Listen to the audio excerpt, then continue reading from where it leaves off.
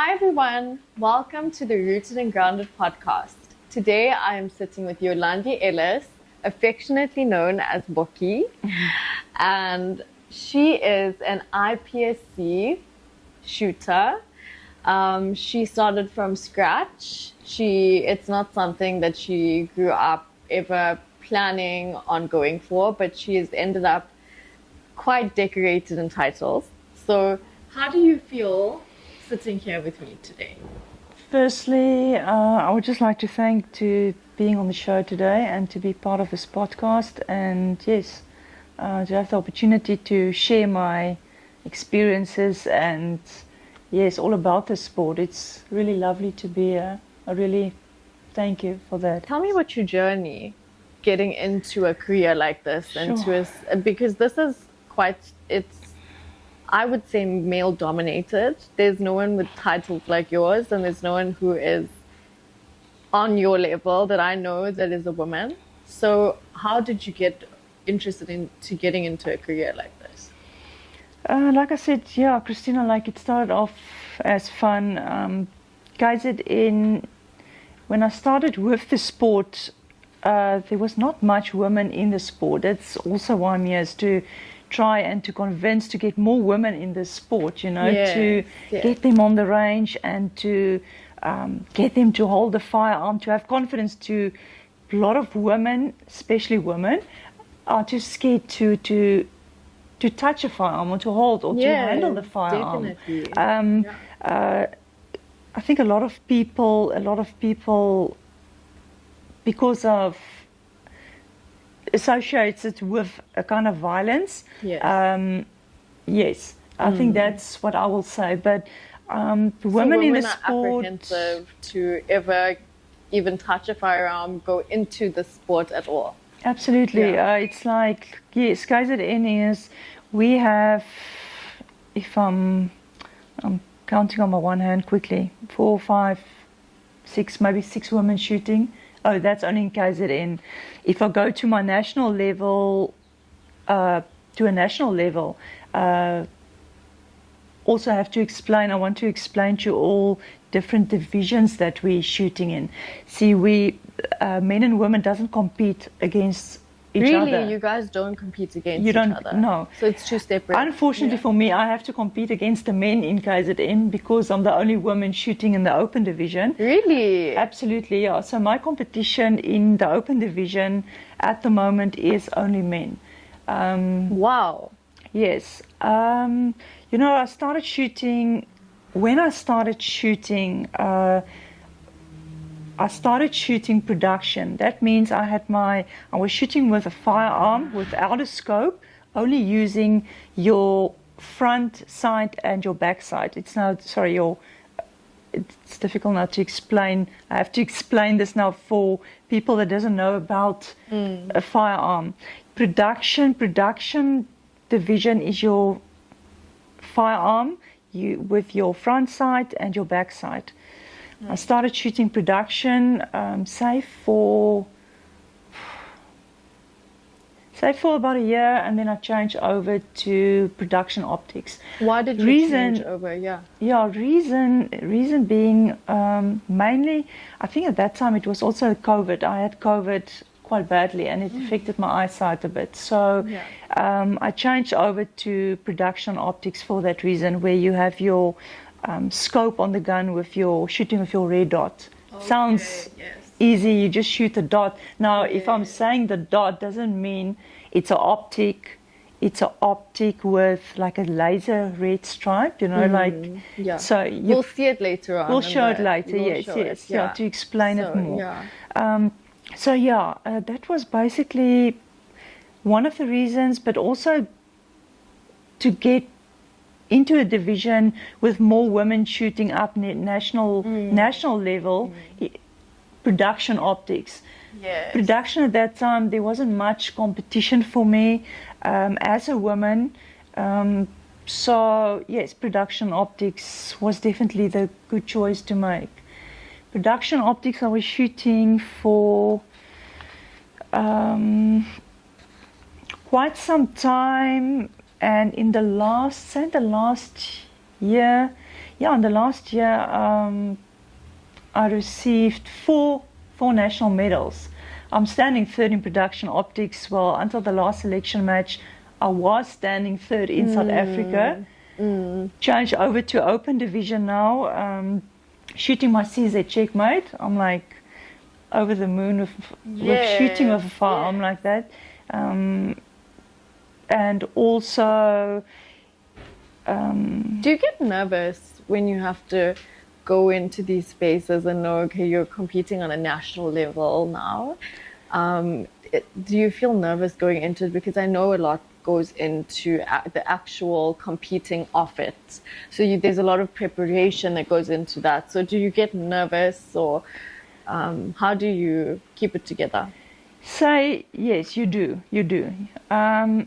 In the first year and a half of my 4 years in shooting, you are nervous, but you get over it. You get used to that. It's a different stress. I think it's more of a adrenaline. Okay. Exciting. Yes, it's more. yes. It's not really a stress. Yeah. Maybe when I started shooting, it was like stressful. Yeah. You know, you like first on the line on the first day. Now nationals you shoot for 2 to 3 days. Yes. It's a period of 2 or 3 days. It depends which level you're shooting.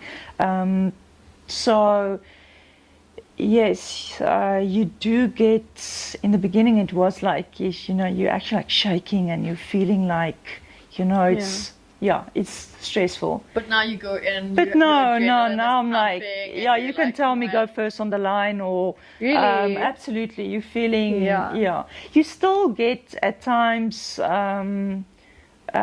especially if you're on my level. Yes. Because I'm standing third. Yes. You get that it's a lot of pressure. So you've explained, that there's not enough women that have been in this field just because of that fear, and it is so empowering. I've seen that with you. It is so empowering. Would you ever consider opening possibly your own training academy, or sharing it with others, or getting women on board? Most definitely, Christina. Yeah. You know what?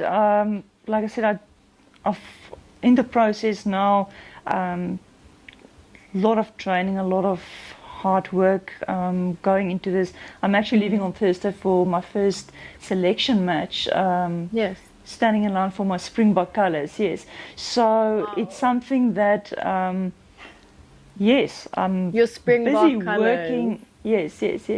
That is incredible. Yes, so we have 3 selection matches. The first one will be leaving on this coming Thursday to Stilfontein up in Northwest. And then next year we'll have, I think it's around about February, March, Port Elizabeth, and June, July, Trichard. And then the World Shoot will be hosted in September in South Africa next year. So yes, before then I will definitely have my Springbok colours, yes.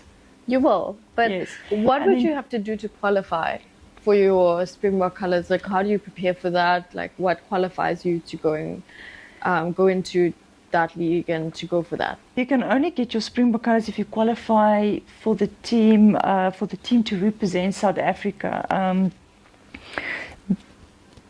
Out of the 3 selection matches that we're going to have, the one Stilfontein and the second one Port Elizabeth and then Trichard, they will choose 2 of the best out of the 3.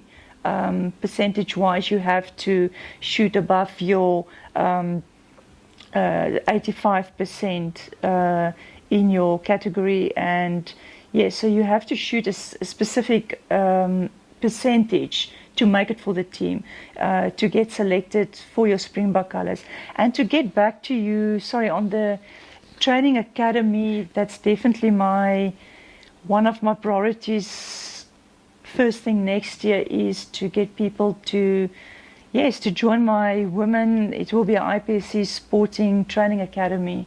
To get women into the sport, train them from basic, I think a lot of women, to be very honest with you, like you said, there is this fear of firearms, and also they don't feel like empowered enough to go into something like this to know that they can handle a gun and that they can be able to compete in a sport like this and have a career out of this. Like, I don't think that they know that, and I think that it will be the first of its kind when you start to do this, because you will be the face of that. You will be the face of something that no one else has mentioned out to go and represent, in a way that I'm going to open my training academy to empower women just like me, to show them exactly how to do it from scratch, from start, just like I have. Yeah. Yes. So that's definitely, we'll discuss this after the, or just send all the people watch, all the viewers, more details, contact details, TikTok accounts and Instagram accounts to follow me, and where I can keep them updated on all the new any information, just to keep them on track of what my plans are for early next year, 2025.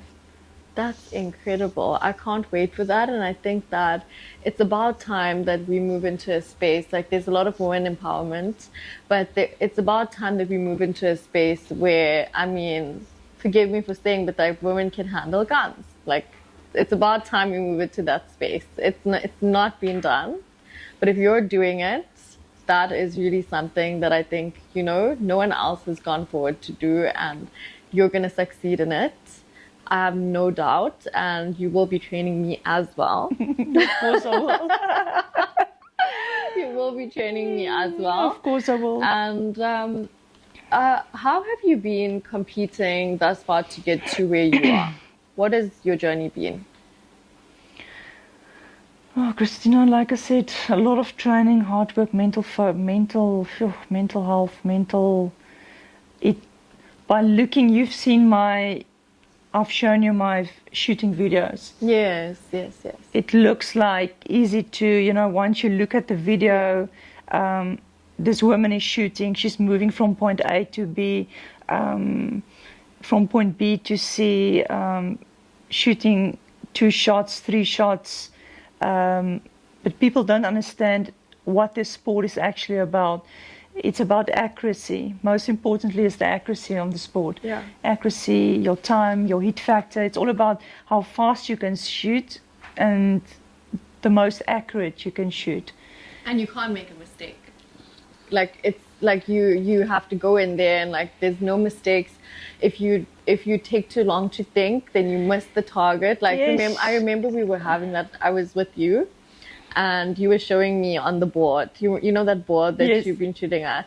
Oh, yes, the target board. Yes, the target board. And you were showing it to me, and we were talking about it, and you were like, listen, this is exactly what needs to happen, and it needs to happen at a certain time. You need to be thinking really fast, and you have to hit the target right here. You want to hit it because there's different. Yes, I show you the alpha zone, Charlie zone, and then the delta zone. Yes. So you were like, you can't, you don't want those ones. You want to go straight for alpha.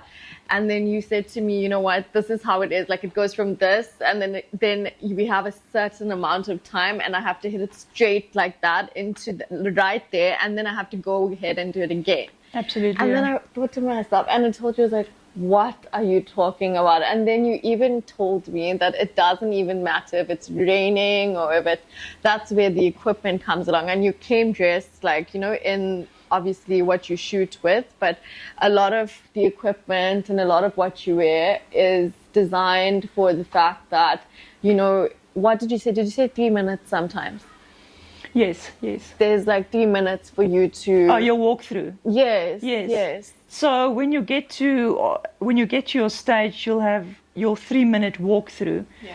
That is, in that 3 minutes, also take in mind, take in consideration that in a squad there's up to, it depends, 15, 16 people. So all 15, 16 people have 3 minutes to do a walkthrough and to plan what will be the shortest time to finish the stage. And where you've to never seen the change. stage before. You've never seen the Never target seen it before. Well, you do get your course of fire. Okay. No, you do get your Yeah. course of fire a Yes. week before. So Yes. nationals a little bit. So you do get it, but seeing it on paper and seeing it like, Right, there's two different yeah, stories. because you can get your three targets here, a swinger and a plate, and maybe a bobber on this side or a runner. It when you get to the range, it's got different angles. It just looks different. So Yeah. I don't normally go too deep into my course of fires. Course of fires is there to see, okay, we've got mostly hostage targets. I need to train hostage targets, like, okay. So if you see a lot of hostage targets, before I get to nationals, I need to train my hostage targets. Distance, they will always specify distance will be 20 meters, 25 meters. So in like a small space of time. So you get like 15 minutes before, and then you. okay, so to get back to the walkthrough, you've got Yes. your 3 minutes of a walkthrough where you need to plan where you're doing mag change. It depends which firearm you're shooting with. Do you have your 50 rounds production optics and one up, which gives you 16, or are you shooting open where you have your 29 round mag and with one up, so it gives you 30 rounds. Obviously with open division you have lesser mag changes to do because you've got, like I said, your 30 rounder. So who would you say is like an icon to you, someone that you look up to in this career that you're in, someone you admire? Christina, Jessie Harrison. Jessie Harrison I've met last year at the Kraaifontein Nationals up in Cape Town. I've met her and her husband Casey. They are Jessie at the moment are standing first in the world in the open division. In the world? In the world. Wow. And in the world. She's pregnant. Yeah. I've met her at the last Stilfontein Nationals. Yeah, but still shooting. She's like, She's I think still shooting? 3 or 4 months pregnant, Yeah. but still shooting. Anyway, a very strong woman. I'm looking up at her because she's very determined. She was somebody that started shooting from an early age. Something I never had. I was never. Yeah. I mean, my background is totally from. I think my father went hunting once or twice, and he sold the rifle. I think the hunting rifle after that. So, yes, we were never brought up in a house where there was firearms involved. But yeah, anyway, Jessie Harrison is. We always have like a good chat, and she always gives me good advice. If I need any like accessories or equipment on my firearms, I always like send her a message quickly, a WhatsApp message, and the next national she'll bring it with her. So you yeah, have that she's a very friendship. You guys have like a friendship. we have a where you friendship. support Yes, each other. yes. And is that part of the reason why you feel as if you going for Springbok, but after Springbok, obviously there will be more goals for you. Would you ever want to reach that level of going number 1 in the world? Oh, that will be another. I need a couple of years of training. It's like I say, this sport you can only. You know what, Christina, it actually reminds me of, I started shooting, I think in the second year. In the second year, I had a Springbok training me, a Springbok coach. And I was training at that time 4 times a week. 4 times a week, that's without weekend shoots. So on a Sunday, we normally have club leagues. That's your club leagues on a Sunday, and then we'll train on a Saturday. So about four training sessions in a week.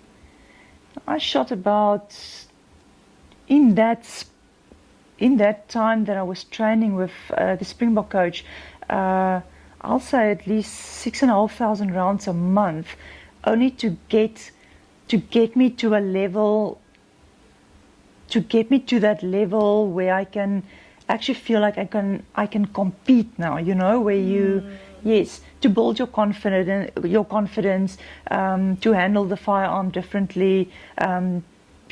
There's a lot of technique about this shooting, you know. It's Yes. like I explained earlier, it looks easy looking at a shooting video, and people don't understand. They don't understand the techniques involved here, the movement. Some people have to go for movement coaching. I learned movement on my own by watching people, by learning on the range. It's very important to get your movement right as well. Except I was mentioning technique, movement, accuracy. In those, also we spoke earlier about the walkthrough, in your 3 minutes walkthrough. There's so much of things going through your mind, because after your walkthrough, you can go back, sit in your chair, and you're going to start reprogramming your mind, or not reprogramming, sorry, programming your mind to know exactly, with closed eyes, your targets on the left, what's in the front, how many steps from the front to the back, you're counting steps, there's so much of things going on in your mind. But the moment when you're online to shoot, it's like your brain switches off. Your brain, you can't think anymore. If you think, you're definitely gonna start messing up. So your brain is totally programmed to know there's 2 targets there, alpha, alpha, alpha, alpha. There's 2-3 plates on this side. There's a swinger. So The swinger plates for me was something that I didn't understand, and like you had to explain it to me, because you had these boards and then you were telling me that it was literally swinging, and you had to take 2 shots at it. Didn't you say that? Yes. You had to take 2 shots at it, and it's swinging, and you have to hit alpha, and you're going for alpha. Yes. So when you said that to me, I was so confused, because I thought to myself, so you get that 15-minute walkthrough, and then you see all this happening, and then you get that where you have to hit it twice in alpha. Yeah, so RPC shooting is 2 shots on a target. Every target is 2 shots. Your plates is, well, we're trying to say on a plate, 1 shot per plate. So, but yeah, swingers you have to train. Swingers is, I don't get scared anymore. Like if I go to a stage and I see the setup, you get like, if you go to nationals, you're feeling like confident, and you know when you're on a stage, see this, like you see a swinger and you see your hostage targets. You don't get, it doesn't, how can I say? Maybe now. So to me, obviously you have a training academy coming up, obviously that would terrify me. But you have been so used to this that, like you said, your adrenaline comes in, and then like it's just like, you know what, this is happening, I'm going for it, and your brain is already like too focused. You're like, no, you know what, I'm getting this, and I'm getting this. And I saw like on your practice boards, like you get it. Yes, you hit it. Like you hit it. Like you get it at alpha. Like you don't man. So I think like for someone like me, or someone that maybe just goes to the shooting range for fun or whatever the case may be, maybe for them it would be terrifying. For you, it's not. For you, No. you are just, it's not terrifying for you. You just, you know what, this is I know exactly what I have to do right now. My adrenaline is pumping, and I guess that's what makes this something that you love as a career, because it's something that exhilarates you. Yeah, I'm absolutely like passionate about the sport. You know, it's like I said, I've been in the sport, I think 3.5, 4 years now.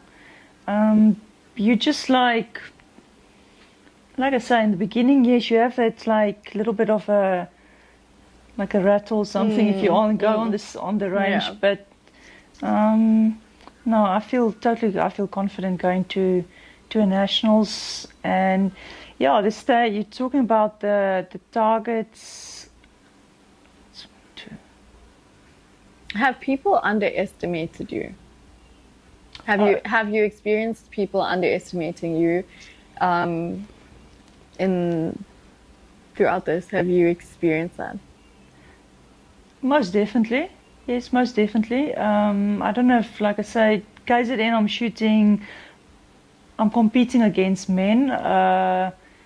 There's hardly, I think, 4 or 5 women shooting, not in my division at the moment, but yes, you do get that. Okay, so you mean they see you and they're like, this is gonna be easy, and then they get on the field with you, and then they're like, hey, nope, this is not actually a good idea. Like, she's actually really good. Is that what you're saying? So the men actually, they think just because you're a woman, like, you're probably not as skilled. Look, most of the men in KZN, most of the old shooters, like in your senior division and grand senior, super senior, most of them are Springboks already. They are Springboks already. They've been shooting for some years.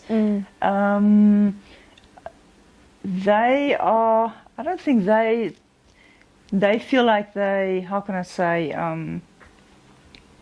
Like I'm competition to them, because firstly, I'm a woman. I'm shooting in my own division, but yes, it's.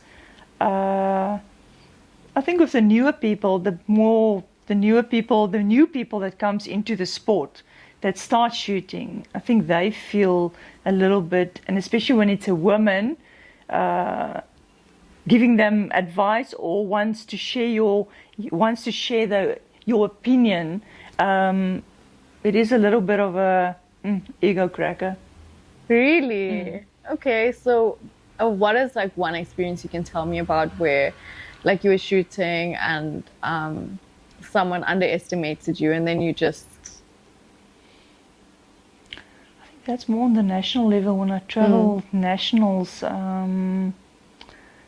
You know, also if you go to the range, Christina, you are there to compete, but you don't, how can I say, you don't, you're not like showing, or you don't think that you are, you don't take it to your head, you know, like you're standing third in South Africa and you're walking and you've got like, you know, attitude, it won't get you far. We're all trying to be on the range, to be as like a family and to get along, and the people that wants to be in the way you saying competitive, they won't last in the sport. Really? So you're saying that it's better to be somebody who is unassuming. You know, I'm not going around saying that I am on my level, but you'll see when you see it. Yes. Yeah. That's exactly what you're saying. It actually gives you that, if you get people like that, that's say trying to make things hard for you, you just work harder, you practice harder. And then they see it. Yeah, see it in the results. And how do your family feel? You know, you said you never grew up knowing that you would get to this level and get into the sport. How do your family feel?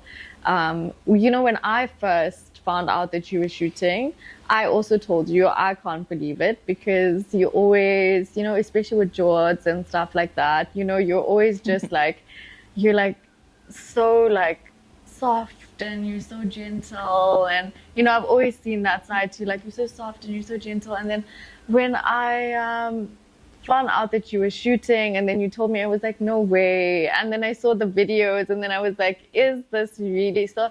How did your family feel like, and how do they feel knowing like, listen, you have gotten into this? Like, is it something that they were shocked by, or were they like, oh, we knew she would probably go into something like...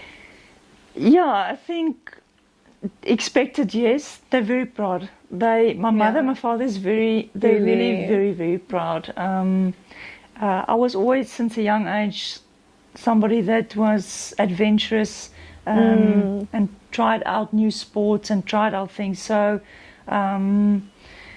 So you were sporty growing up. Yeah, very sporty. Yes. Okay, so they were probably but not shooting. Yes. I think it was. I'm actually trying to think. Dad is like he's like 70 now. Mom is 68. So, yeah, which they have firearms, but it's like in the safe all the time. But they never thought their daughter will, I don't know, but very proud. Always, I must say. Do they tell everyone, like, when you... Oh my goodness. Do they tell everyone every time? Especially my mother. No, especially my mother. She puts it on the WhatsApp group. She's like, yeah, you must be careful which videos to send to her. She sends it out. But very proud, always. They encourage me a lot. They motivate me. Thank you guys for tuning in to the Rooted and Grounded podcast. We will see you soon, and I hope that this leaves you inspired and encouraged, and we will definitely be dropping the next episode in the next week, so keep following and subscribe.